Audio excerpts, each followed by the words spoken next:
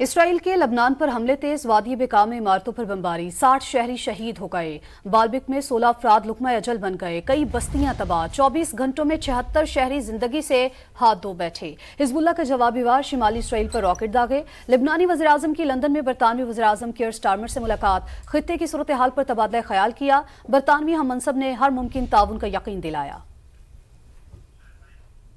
اور غزہ کی ساری صورتحال پر بات کرنے کے لیے ہمارے ساتھ موجود ہیں سابق سفیر ملیحہ لودھی صاحبہ اور مشرق وسطیٰ کے امور کے ماہر منصور جعفر صاحب. آپ دونوں حضرات کا بہت شکریہ.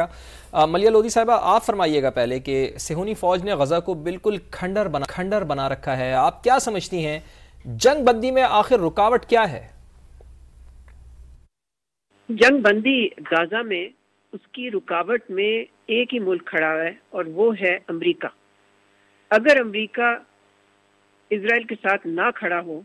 تو اسرائیل جس قسم کی فوجی کارروائی کر رہا ہے بمباری کرتا ہے جارحیت کر رہا ہے اگریشن جینوسائیڈ ایتھنک کلینزنگ وہ کبھی بھی اس حد تک نہ جاتا اگر امریکہ اس کو اسلحہ نہ دیتا اور امریکہ کی سفارتی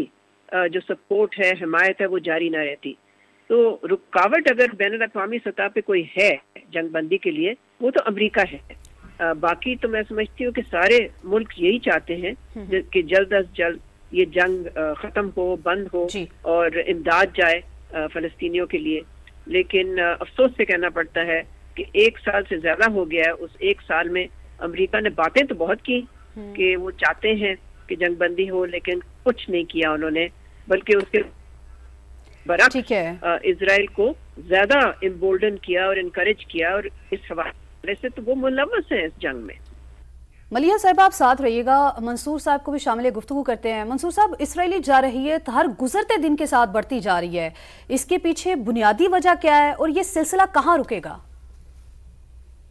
اسرائیل اس وقت ایک بدمز ہاتھی کے طور پہ جو ہے وہ پورے خطے کو رونتا جا رہا ہے چاہے وہ غزہ ہے چاہے وہ لبنان ہے بلکہ اس کی جو جارحیت کا دائرہ جو ہے وہ تو اب یمن اور اس کے ساتھ ساتھ عراق اور شام تک جو ہے وہ پھیل چکا ہے. اور اس کی بنیادی وجہ یہی ہے کہ جو عالمی ادارے ہیں بالخصوص اقوام متحدہ وہ جس انداز سے اس پورے قضیے کو ٹھنڈے پیٹوں برداشت کرتا رہا ہے اور اپنے ہی قراردادوں کی بے وقتی اور بے توقیلیں جو ہے وہ برداشت کرتا رہا ہے. اور آج اسی میں سمجھتا ہوں بے توقیری کا ایک جو منطقی نتیجہ ہے وہ یہ ہے کہ اسرائیل کو یہ جرأت ہو گئی ہے کہ اس نے فلسطینیوں کی فلاح و بہبود کے لیے قائم جو عالمی ایجنسی ہے جو اقوام متحدہ کی فنڈنگ سے چلتی ہے اونروا جس کا نام ہے اور وہ ایک ریلیف اینڈ ورکس ایجنسی ہے جو فلسطینی مہاجرین کی بہبود کے لیے کام کرتی ہے. بالکل ایسا ہی. اس کے حوالے سے اسرائیلی پارلیمنٹ نے ایک قانون پاس کیا ہے کہ جس کے تحت اب اس ادارے کو اسرائیل کے اندر یعنی مقبوضہ فلسطین کے اندر جو ہے وہ کام کرنے کی اجازت نہیں ہوگی جس سے لاکھوں فلسطینی نہ صرف غزہ کے اندر بلکہ ویسٹ بینک کے اندر اور اس کے ساتھ ساتھ یروشلم کے اندر بلکہ لبنان اور شام کے اندر جو فلسطینی مہاجرین کیمپ ہیں ان میں بھی لوگ جو ہے وہ متاثر ہوں گے. تو اس لحاظ سے اسرائیل کی جو پالیسی ہے وہ اس وقت یہی دکھائی دیتی ہے کہ وہ